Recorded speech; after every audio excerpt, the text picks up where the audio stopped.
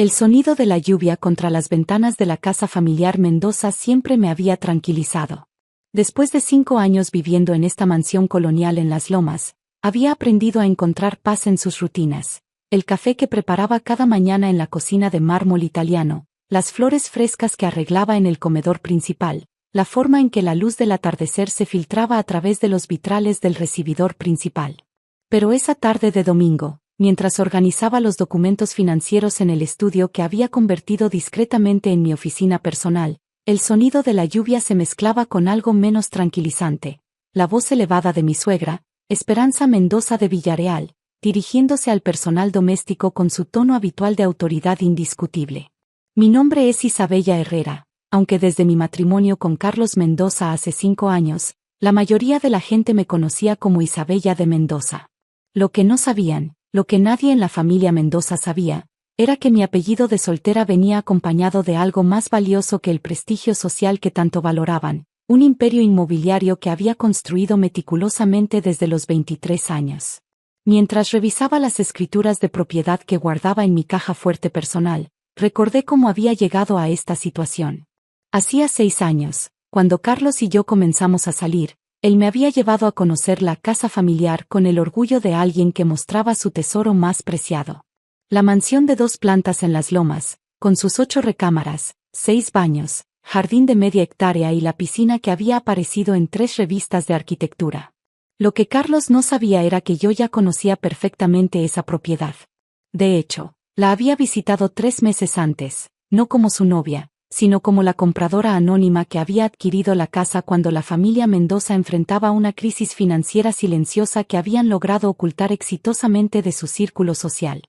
La crisis había comenzado cuando el patriarca de la familia, don Fernando Mendoza, había hecho inversiones desastrosas en un proyecto inmobiliario en Cancún que resultó ser un fraude sofisticado. En cuestión de meses, la familia había perdido el 80% de su patrimonio. La casa, junto con otras propiedades, había sido puesta en venta discreta para cubrir deudas y evitar la bancarrota pública. Yo, operando a través de mi empresa Inversiones HIA, había comprado la propiedad por el 60% de su valor de mercado. Pero en lugar de desalojar a la familia, había estructurado un acuerdo de arrendamiento que les permitía seguir viviendo allí mientras pagaban una renta mensual que, aunque considerable, era manageable para sus ingresos reducidos. El arreglo era perfecto para todos. La familia Mendoza mantenía su estatus social y su hogar. Yo tenía una inversión sólida en una de las zonas más exclusivas de la ciudad. Y cuando Carlos y yo nos enamoramos genuinamente, la situación se volvió aún más conveniente. Lo que nadie sabía era que, durante los años siguientes, había expandido silenciosamente mi portafolio, adquiriendo también el departamento en Polanco donde vivía la hermana de Carlos, el local comercial donde Esperanza tenía su boutique de ropa exclusiva, e incluso el pequeño rancho en Tequisquiapan donde la familia pasaba los fines de semana. Esperanza Mendoza de Villareal había sido una belleza en su juventud, y a los 62 años, todavía llevaba esa belleza como un escudo y una arma. Desde el primer día que Carlos me llevó a conocerla, había dejado claro que ninguna mujer sería suficientemente buena para su hijo. Pero yo no era cualquier mujer, y había cometido el error imperdonable de no venir de una familia con apellido reconocido. Isabella viene de una familia trabajadora, había dicho Carlos aquella primera cena, tratando de presentarme de manera favorable. Trabajadora, había repetido Esperanza, como si la palabra tuviera un sabor desagradable. ¡Qué encantador! Durante 5 años, había soportado comentarios sutiles sobre mi origen humilde, sugerencias no tan sutiles sobre que debería estar agradecida por haber sido aceptada en la familia, y recordatorios constantes de que vivía en la casa de los Mendoza por la generosidad de ellos. Irónicamente, cada mes cuando Esperanza me pedía que contribuyera con los gastos de la casa porque todos debemos hacer nuestra parte, yo discretamente transfería el dinero que ella me daba directamente a la cuenta donde recibía su renta mensual. En esencia, Esperanza me estaba pidiendo dinero para pagar la renta de mi propia propiedad. El punto de quiebre llegó esa tarde de domingo lluvioso. Carlos había viajado a Monterrey por trabajo, y yo estaba sola en la casa con Esperanza y el personal doméstico. Había estado trabajando en mi oficina, revisando los portafolios de mis propiedades, cuando escuché gritos desde la planta baja. Bajé las escaleras para encontrar a Esperanza de pie en el recibidor principal, con las mejillas rojas de indignación, sosteniendo lo que parecía ser una cuenta bancaria. ¿Se puede saber qué significa esto?, demandó, agitando el papel en el aire como evidencia de un crimen. Miré el documento. Era el estado de cuenta de la cuenta conjunta que Carlos y yo compartíamos para gastos del hogar. Es nuestro estado de cuenta mensual, respondí con calma. ¿Hay algún problema? El problema es que están gastando una fortuna en cosas innecesarias, gritó. 500 pesos en libros. 300 en plantas para el jardín. Este nivel de desperdicio es inaceptable en la casa de los Mendoza. Respiré profundamente. Los 500 pesos habían sido para libros de inversión inmobiliaria que estudiaba en mi tiempo libre. Los 300 en plantas habían sido para reemplazar las flores que se habían dañado durante la tormenta de la semana anterior. Esperanza, esos gastos fueron discutidos con Carlos. No me interesa lo que discutiste con mi hijo. Me interrumpió. Esta es mi casa, y no voy a tolerar que una advenediza sin educación familiar me diga cómo deben manejarse las finanzas aquí. Advenediza. La palabra que había estado esperando escuchar abiertamente durante 5 años. Tienes razón, dije tranquilamente. Debería haber sido más cuidadosa con los gastos. Mi respuesta calmada pareció frustrarla más. Y otra cosa, continuó, caminando hacia el armario del recibidor donde guardaba mis maletas. He estado pensando que es hora de que hicieras otros arreglos de vivienda. Sentí que mi pulso se aceleró, pero mantuve mi expresión neutral. ¿Otros arreglos? Carlos puede visitar donde sea que te mudes. Pero esta casa es para la familia Mendoza. Siempre ha sido así, y siempre será así. Comenzó a sacar mis maletas del armario, lanzándolas sobre el suelo de mármol con un ruido que resonó por toda la casa. Esperanza. Creo que deberíamos esperar a que Carlos regrese para discutir esto. No hay nada que discutir, gritó, su voz ahora completamente fuera de control. Nunca fuiste digna del apellido Mendoza. El personal doméstico había aparecido silenciosamente en los marcos de las puertas, observando el espectáculo con expresiones de incomodidad y pena. Esperanza estaba ahora arrojando mi ropa dentro de las maletas sin ningún cuidado, como si fuera basura que necesitaba ser removida urgentemente. Esta casa es para familia de verdad, no para advenedizas que buscan aprovecharse de lo que otros construyeron con décadas de trabajo. Esa fue la línea que cruzó el punto de no retorno. Durante 5 años, había aguantado humillaciones silenciosas porque amaba a Carlos y porque entendía que Esperanza estaba protegiendo lo que creía que era suyo. Pero que me acusara de aprovecharme cuando yo era literalmente la persona que había salvado financieramente a su familia, eso era demasiado. Caminé calmadamente hacia donde estaba mi bolso, saqué mi teléfono, y marqué un número que tenía memorizado. ¿Maestro Ruiz? Soy Isabella Herrera. Sí, necesito que mañana a primera hora le haga una visita a la señora Esperanza Mendoza de Villareal en Las Lomas. Esperanza se detuvo en medio de su frenético empaque. ¿Con quién estás hablando?, demandó. Terminé la llamada y la miré directamente a los ojos por primera vez en 5 años sin bajar la mirada. Con mi abogado, dije con tranquilidad. Para informarle sobre algunos cambios en los arreglos de vivienda. ¿Tu abogado?, se burló. ¿Para qué necesitas un abogado? No tienes derechos aquí. Subí a mi auto con tranquilidad, mientras Esperanza seguía gritando desde la puerta principal. El motor de mi Audi arrancó suavemente, un sonido que había llegado a asociar con control y independencia. Bajé la ventanilla y la miré una última vez. Tienes razón sobre no merecer cosas, Esperanza. Mañana mi abogado te explicará quién realmente compró esta propiedad hace 5 años. Su expresión cambió de triunfante a confundida en cuestión de segundos. ¿Qué quieres decir con compró esta propiedad? Que la familia Mendoza no ha sido dueña de esta casa desde hace 5 años. Han sido mis inquilinos. El color desapareció completamente de su cara. Eso es imposible. Esta casa ha estado en la familia Mendoza por generaciones. La casa estuvo en la familia Mendoza hasta que las deudas de don Fernando los obligaron a venderla. Inversiones HIA la compró en el 2019. Yo soy Inversiones HIA.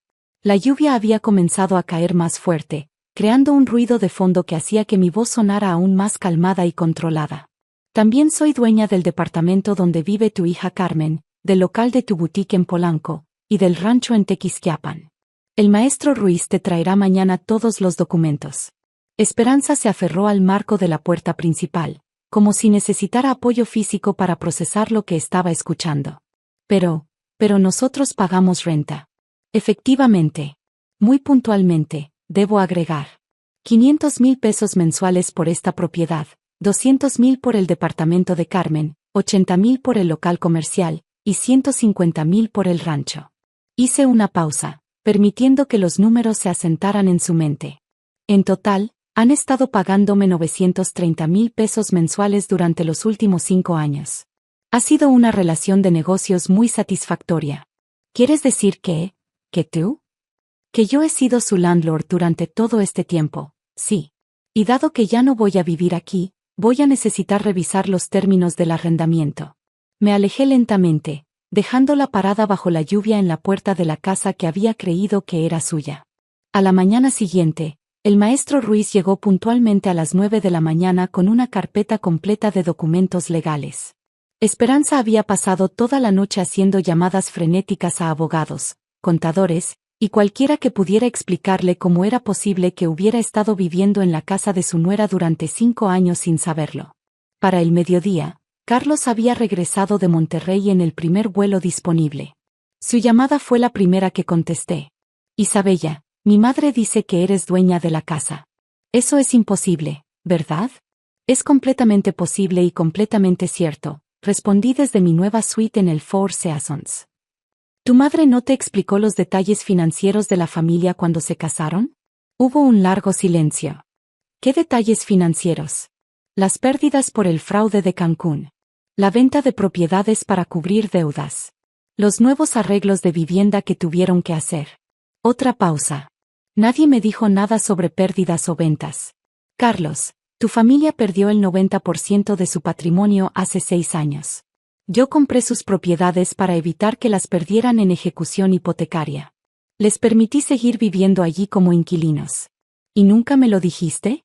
Tu madre dejó muy claro desde el primer día que yo era una advenediza que se estaba aprovechando de la generosidad familiar. No me pareció apropiado corregir esa narrativa. Carlos llegó al hotel esa tarde, con ojeras y una expresión que nunca había visto antes. Se sentó frente a mí en el lobby, tratando de procesar 5 años de realidad que había estado completamente oculta para él. ¿Por qué nunca me dijiste la verdad? Preguntó finalmente.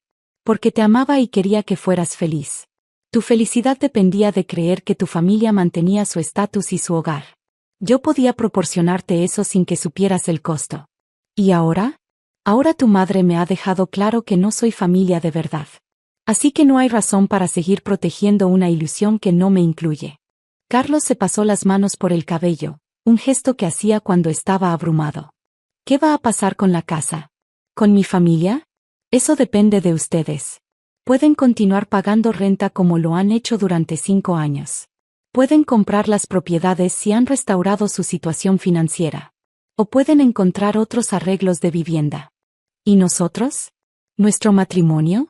Lo miré a los ojos, este hombre que había amado sinceramente durante 5 años, pero que nunca había notado que su esposa estaba subsidiando silenciosamente la vida de su familia. Eso también depende de ti. Pero va a tener que ser en términos de honestidad. Ya no voy a fingir ser la advenediza agradecida. 3 meses después, Carlos y yo estábamos viviendo en un departamento que compramos juntos en Santa Fe, con escrituras que llevaban ambos nombres. Esperanza había decidido mudarse a un condominio más pequeño en Roma Norte, un cambio que describía como simplificar su estilo de vida, pero que en realidad reflejaba su nueva comprensión de la realidad financiera familiar. Carmen, la hermana de Carlos, había optado por comprar su departamento de Polanco, utilizando ahorros que había estado acumulando secretamente para independizarse de la familia. El rancho de Tequisquiapan fue vendido a una familia de Guadalajara que lo convirtió en un hotel boutique exitoso. Y la boutique de Esperanza cerró después de 6 meses, no por falta de fondos, sino porque ella había perdido el interés en mantener apariencias que ahora sabía que habían sido artificiales durante años. En cuanto a mí, continué expandiendo mi portafolio inmobiliario, pero ahora con completa transparencia. Carlos se convirtió en mi socio de negocios además de mi esposo, aportando su conocimiento en desarrollo urbano a nuestras inversiones conjuntas. La última vez que vi a Esperanza fue en la boda de Carmen el año pasado. Se acercó a mí durante el cóctel, con una expresión que no había visto antes: respeto. Isabella, dijo, quería agradecerte. ¿Agradecerme? Por enseñarme la diferencia entre tener clase y fingir tenerla. Durante años pensé que mi valor venía de lo que poseía. Resulta que mi valor viene de lo que soy capaz de construir. Sonreí, ofreciéndole mi copa en un brindis silencioso. Nunca es demasiado tarde para aprender eso. Y mientras brindábamos bajo las luces del jardín, me di cuenta de que a veces la mejor venganza no es quitarle algo a alguien, sino darles la oportunidad de descubrir quiénes realmente son cuando las ilusiones se desvanecen. El apellido Mendoza, resulta, nunca había sido lo que me daba valor. El valor había estado en mi nombre de soltera todo el tiempo: Isabella Herrera, la mujer que construyó un imperio inmobiliario mientras fingía ser solo una esposa agradecida. Ahora, ya no finjo nada.